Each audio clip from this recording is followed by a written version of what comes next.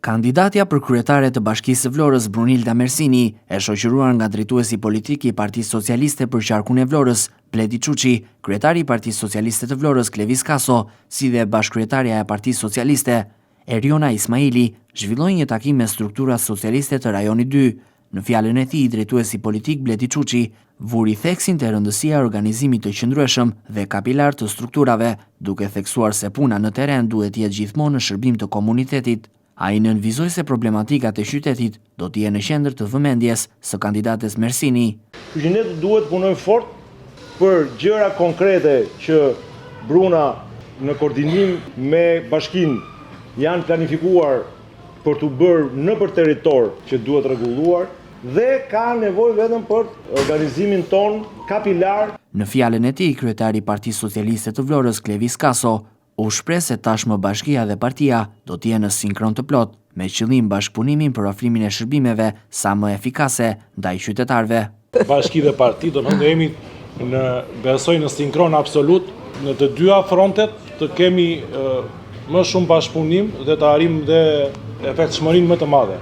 Në formatin e bashkëbisedimit me strukturat, kandidatja Brunilda Mersini theksoi rëndësinë e koordinimit të punës në çdo nivel për të garantuar kontakt të vazhdueshëm me qytetarët dhe adresimin në kohë të nevojave të tyre.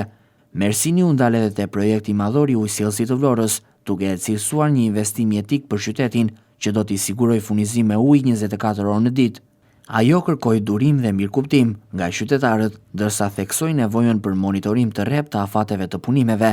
Jemi në një situatë ku qyteti ka infrastrukturë të dëmtuar, por të dëmtuar jo pa arsye, të dëmtuar nga një projekt shumë madhor i qeverisë Rama, i projekti ujësjellësit, që si çdo projekt madhor ka problemet e veta teknike dhe të zbatimit, me shumë të drejtë na ka humbur durimi, sepse një qytet turistik duhet të ketë ritëm monitorues të kontratave për të mbaruar në afat. Por është një projekt shumë i madh që ka përfshirë lotin kryesor, pra maestralin kryesor që ju e dini të gjithë që tashmë ka mbaruar, dhe pjesa e dytë e projektit është rjetëzimi në gjithë lagjet. Është investim më i madh, të kemi ujë 24 orë, nuk është vetëm për ditët e sotme, është për turizmin që na pret.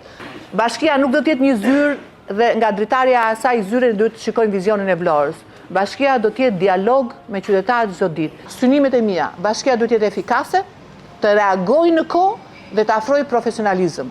Takimi i rajonit 2 është pjesë e turit të takimeve që kandidatja Mersini po zhvillon me struktura socialiste në të gjitha rajonet dhe njësitë administrative në kuadër të zgjedhjeve të pjesshme të 9 nëntorit.